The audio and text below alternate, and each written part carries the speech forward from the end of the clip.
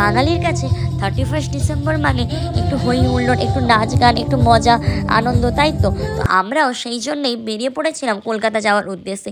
তো এই যে ট্রেনে ইনি ঝিমাতে ঝিমাতে যাচ্ছেন, আর এনার একটাই কাজ, সেটা হলো সারাদিন কিভাবে খাবার খাওয়া যায়। হ্যাঁ, খাবার পেলে এদের আর কিচ্ছু চাই না। ট্রেনে যত রকম খাবার ওঠে তত রকম খাবার এরা খেতে থাকে। তো এই খাবার খেতে খেতে আমরা হাওড়া স্টেশনে নেমে পড়ি।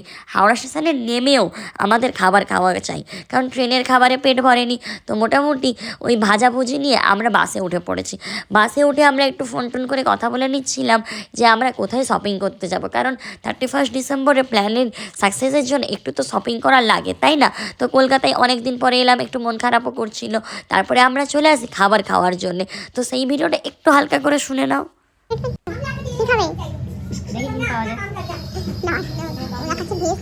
হ্যাঁ, আমরা ভেজ থালি অর্ডার দিয়েছিলাম আর ওয়েট করছিলাম আমাদের খাবার আসার জন্য।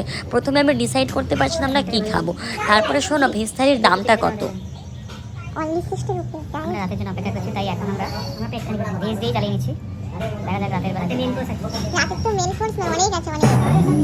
আসলে রাতে আমাদের অনেক কিছু প্ল্যান ছিল।